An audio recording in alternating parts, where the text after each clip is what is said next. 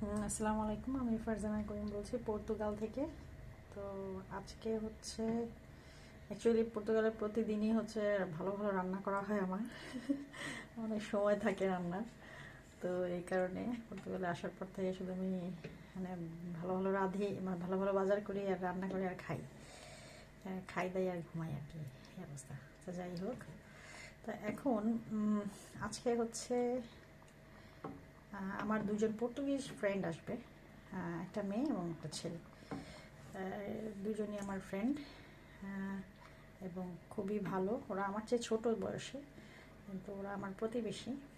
তো আমার এরিয়াতে থাকে এবং ইংরেজি ভালো বলে, এটা একটা সুবিধা। মিকি ও মিকি, মেয়েটার নাম হচ্ছে মিকি। মিকি খুব সুন্দর ইংরেজি বলে, বিধায় আমার সাথে ভালো বন্ধুত্ব হয়েছে তার সাথে। তো ওদেরকে আমি দাওয়াত দিয়েছি ডিনারে। আজকে ওরা ডিনার করতে আসবে। তাই ওরা হচ্ছে বাংলাদেশি খাবার খুব পছন্দ করে।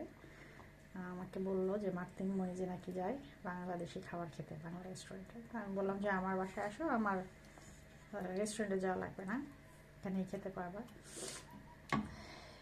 তো আমি ওদের জন্য, ওরা হচ্ছে বাংলাদেশের কারিটা খুব পছন্দ করে, ওদের জন্য মুরগির মাংস রান্না করছি আমি। এটাকে আগে টক দই, সয়া সস, এটা অনেক বড় বড় ছিল টুকরোগুলোকে একটু ছোটো করেছে, এত বড় খেতে পারবে না। তো সয়া সস, তারপরে সয়া একটু সর্ষের তেল, মাতৃমণির থেকে আমি সর্ষের তেল নিয়েছিলাম, সর্ষের তেল, আর হচ্ছে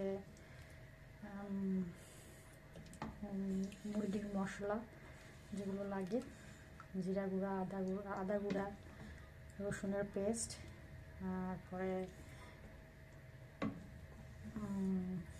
আর অন্যান্য যা যা মশলা লাগে, জায়ফল, জয়ত্রী, সব কিছুই আমি দিয়েছি। গরম মশলা যেগুলো নর্মালি দিতে হয়, হলুদ, গুঁড়ামরিচ, আর টক দই দিয়েছি বেশি করে, কারণ ওরা বলেছে তোমাদের মুরগির কারি যেটা একটু হালকা সাদা সাদা, এগুলো খুব পছন্দের, মানে বাংলাদেশি খাবার খুব পছন্দ। তার কারণে হচ্ছে আজকে আমি ওদের জন্য মুরগির কারি রান্না করছি। আর হচ্ছে মাছ রান্না করব, বেগুন ভাজা করব, আর একটা সবজি করব, আর সালাদ করব, আর একটা ভর্তা করব। গরম ভাত দিয়ে খাবো।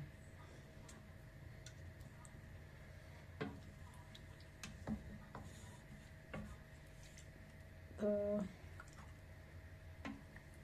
হ্যাঁ, চানা মশলা ওরা, ওদের যে আমরা যে ছোলা খাই এটা খুব পছন্দ, তো ওইটাও করবো আর কি।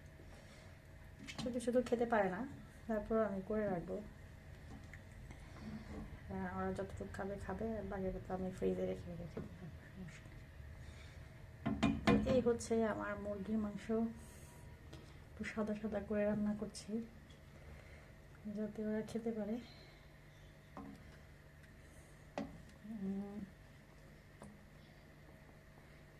শেষে একটু বাটার দিব, পেঁয়াজ বেরেস্তা আগেই করে রাখছিলাম। তো এটা হতে থাকুক, হওয়ার পরে দেখাবো।